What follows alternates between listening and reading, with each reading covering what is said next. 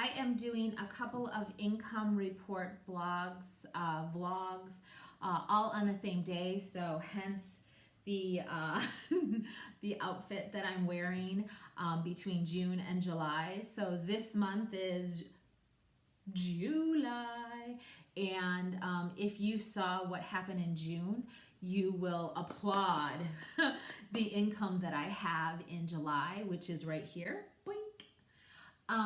So I made a total of 1783, and I have to say that it was super rewarding from the last month in June. I was in Europe for 2 months. The first month did not go very well. This was the second month, and I was in Genoa, Italy, which is in the northern aspect or the northern portion of it, so of Italy. So I was super excited. I have to say that there are 3 things that I'm going to tell you about. First, I'll go through my income. Second, I will tell you about like how I felt about it, what I learned, what I learned about myself. And then third, I'll give you a little nugget of advice or a little piece of, wisdom or whatever. So first, let's go through the income. So I didn't work at user testing. They really check your IP and they don't give you, your IP address. And because I was outside of the United States, they tend not to give you a lot of surveys because you say that you're from the US. So I didn't even open it up. Cambly, it was much less. I was starting to really get burned out on Cambly and stressed about like whether or not the internet was going to be strong enough. And the other thing is that most of my students on Cambly are South Korean. So with the time change, I was having to teach them at like 4 and 5 o'clock at night. So working at 8 a.m. European time till about maybe 2:30, 3 o'clock. And then I had this like huge gap in between, and I wanted to go out and like eat lunch, eat dinner, like explore. So I really wasn't interested in teaching that late in the evening. I did not work at, say, ABC again, and honestly, it was my decision that month that if they didn't renew my contract, that I would be completely fine with it.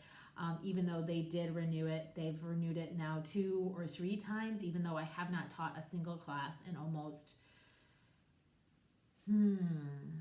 8 months, which is crazy because that's just, I've been there for more than 2.5, almost 2.5 years.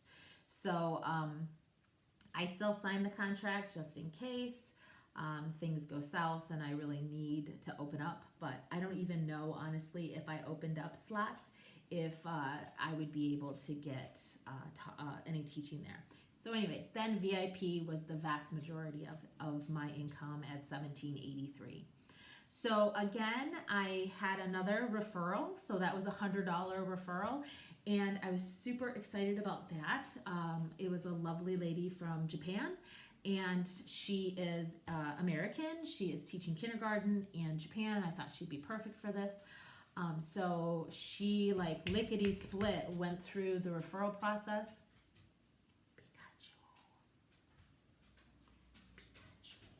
Want to come up here? Oh, she's like, I'm not so happy about this. You okay? She's like, no, I'm not okay. You look so nervous. Okay, we'll put you down. Whoa. You're too old to do that. You're too old to do that. Anyway, so I was super excited about that. One of the things that I learned about was open communication with my boyfriend. He was so excited to get to Europe and explore like everything. And we were going to be there. I was there for almost a week before he was. And then Pikachu, I have to put you on hold because she's not going to give up. She wants to eat and it is time to eat. So I will be right back. All right, thank you. She would not give up. So she will tippy-toe until she is like lost her mind, and she's made me lose her mind, or my mind as well. So All right, so back to the boyfriend. So we didn't really talk about when I was going to teach, how much I was going to teach, because remember, he had been in China for like 5.5 weeks, and then I came to Europe for a month, and then I was here again. So, and he knew about the fact that I wasn't able to teach very much in June. So he was actually really surprised about how much I really wanted to work. But really, part of this whole journey of like going to Europe was to see if I could potentially work away from home for a long for a long period of time.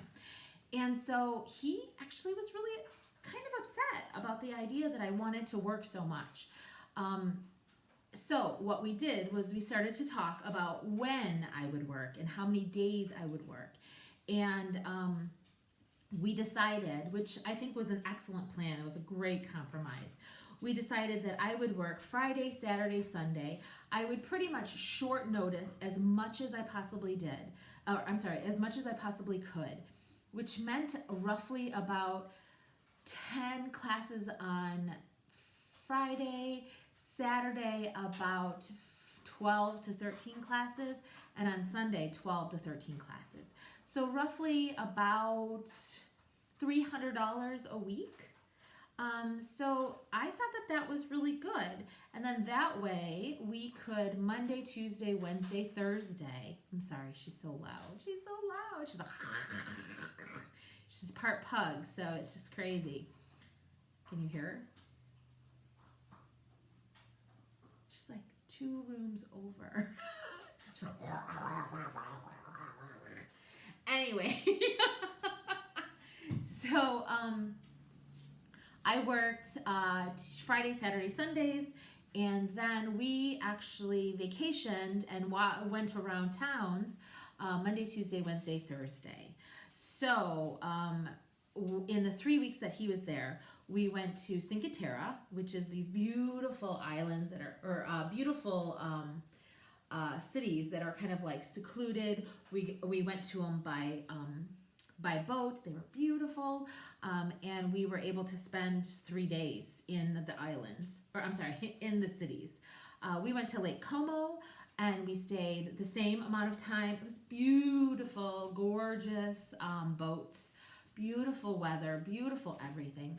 And then we rented a car for 4 days, and we went and we stayed in Emilia Romagna, and we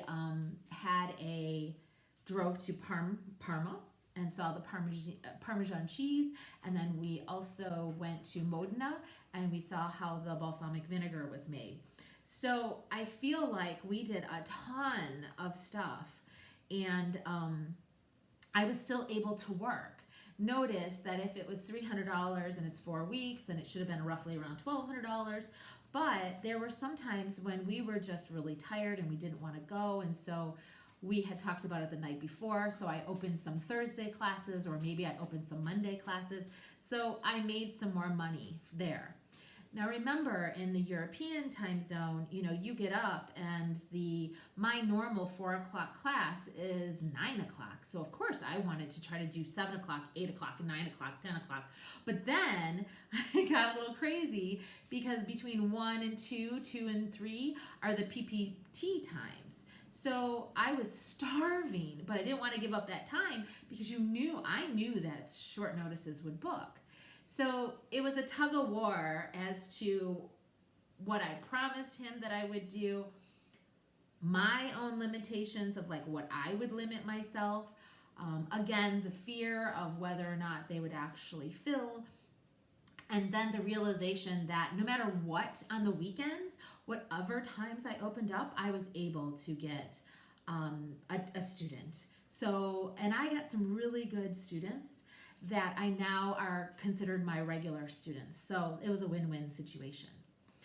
What else did I learn? I learned that it is actually more stressful to me to teach during the normal 9 to 5 job time for 2 reasons. Number one, I am a non-traditional person. My jobs in the past have been in the medical field, in the veterinary field, and nights and midnights, weekends, holidays, that kind of thing.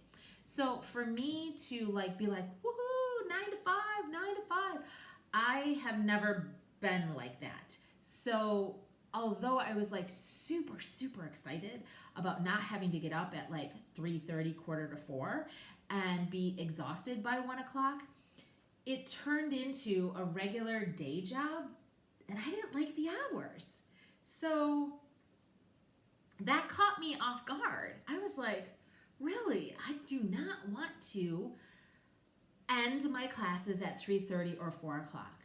I really enjoy Eastern Standard Time where I end my classes now at 10, and even if I want to take a nap, I can still get up at like noon, have a whole day, go to bed at 8 or 9, 10 maybe, and get up and do it again. So I was really shocked by that. I was really surprised by that. So that's number one. Number two, I really learned about our relationship, my boyfriend and I's relationship. I think it really surprised him. You know, his idea of what a vacation is and my idea now of what a vacation is has changed drastically. So it was our first time to have to like, you know, finagle that and figure that out. So that was an interesting situation. But all in all, I feel really good about the amount of money that I made. I feel like it was a right decision to go no matter what to Europe. It proved to me that it's a little bit harder than I thought to travel and teach. But once we got into a place that had beautiful internet, you know, I enjoyed it a lot. The funny thing is that the last day that I could teach, I was deciding, do I really want to open up classes? My man was leaving at like 5 o'clock in the morning to fly home. So I was like, I'm going to be up anyways. Maybe I want to, you know, open them up. The last minute I said no. And then when we got up at like 3 or 4 o'clock in the morning, I actually opened up shifts. And I opened up shifts and they filled and the power went out.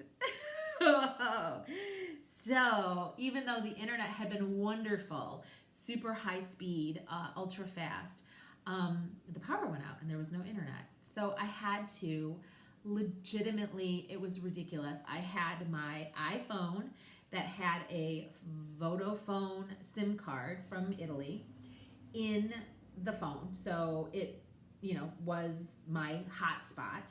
The hotspot though, because the walls, because it was an old building, are so thick, I had to put the hotspot out in the patio, balcony, you know, window area to get 2 bars so that I could teach the classes that I had begrudgingly opened up to be greedy. So that might tell you how crazy I am about teaching classes and about, you know, how competitive I am. So that kind of like stressed me out to no end, that I was like, this wasn't worth it. You know, even if it was 5 classes, I didn't know how long the data was going to hold out. I started to use my iPad because I knew it took less data. I trimmed everything down, so no Google Slides, nothing. And had it been, say, ABC, I would have been dead. I would have been dead in the water. And because I no-showed on all of those classes, I would have most likely not gotten my contract, ever resigned again. So, yeah, it was serious. Thank God I had decided to get a SIM card and put it into my phone. So I had 2 phones. One, that was the SIM card that I use just occasionally, and then I have a Google Fi phone for Europe, which we can talk about later. So maybe that's a whole nother video. So whatever. So yeah, that was the month of July. And I'm pretty happy with how it had turned out. Okay, so now for the last portion of the video, we are going to talk about my little nugget of truth or my piece of wisdom or whatever. And this is going to kind of be part of my traveling classroom. So when I'm traveling, I have a very, very minimal, I already am a minimalist, but I have a very minimal prop list. And one of the things that I bring is Chinese money. So my boyfriend, again, goes to China every year. So he always has money, a little bit of money left over. And like this much money is less than $20. I think I have something like, let me check. I have 1, 2, 3, 4. So I have like 70 yuan. But this amount of money, is not worth it to have it sent exchanged back into U.S. currency because we're going to go again. He's going to go again next year. I actually am going in November with VIPKID, so I'm super excited to have this money. But let me tell you what it's for. So when I was traveling, I just had like this much money. Actually, no, I just had 1 yuan's. So I had 1, 2, 3, 4, 5, 6, 7, 8, 9, 10, 11, 12. I had 12 yuan's. And so this was part of my reward system. It was also part of my motivation system. And it's also very cheap and easy to like have. So number one, I will say, if you do a good job, I will give you 2 yuan, right? Or I will, if they're higher level, I would say, okay, I'm going to give you 3 yuan. What can you buy with 3 yuan? I can buy blah, blah, blah, an ice cream. Do you like ice cream? Yes, I like ice cream, right? Oftentimes, though, if you show them money, they will show you the money that they have. Some of our lessons actually have money involved in it. You can get them to count 10s, 20s, 30s, 40s, 50s, 1, 2, 3, 4. Or I will say, wow, river, mountains, that kind of thing. And most of them know who this is. Oops, which is Chairman Mao, right? Of course. So this is one of those nuggets of wisdom. Now, you're like, I don't know where to find that. You can find Chinese money in any major bank. So you can go into Bank of America, I don't know, what are the other national banks? Huntington Bank, whatever. And you can ask for it, and then sometimes they'll even say, well, we don't have enough right now, or we only have this many bills, or something like that. Maybe they only have 100 yuan, and you don't want to spend 20 bucks. But they can order it. So that's one thing. Again, this is like $10. So you've spent more than $10 on a prop before, and these give me huge laughs and giggles and, oh my gosh, and how do you have that money? And all kinds of conversation starters. That's number one. Number two, if you have like a currency exchange, which usually is connected, at least in Michigan, to a coin exchange or coin collectors, stamp collectors, and they will for sure, if they have currency, they have Chinese currency. Absolutely. The other place that you can go is if you don't live anywhere, like you live in the middle of nowhere, if you ever go to a portion of your state that has a university. Most big universities have international population with Chinese students. And so if you go to like the credit union or the bank that is connected with that university, they will have money because they will need money to go back to China. So this is something that is a golden nugget. Yeah, it's helped me out tremendously, and so easy to just be like, even little kids, 3-year-old little kids will be like 1, 2, 3. Oh, it totally motivates them. So they get really excited about it. So I hope that helps you. I hope all of this helps you. I hope that it motivates you to potentially travel, to see that you can do it while you're on the road. If you have any questions about like my schedule, where I lived in Genoa, where we visited, the food that we ate, which was insanely wonderful, the Airbnb that I used, all kinds of stuff. Just put it in the comments so that I can see it and I'll respond to it. The lady that we stayed with in Genoa was unbelievably, wow, just over the top helpful. And it was cheap because it was Genoa. It wasn't like, a big city that we were going to that is very touristy.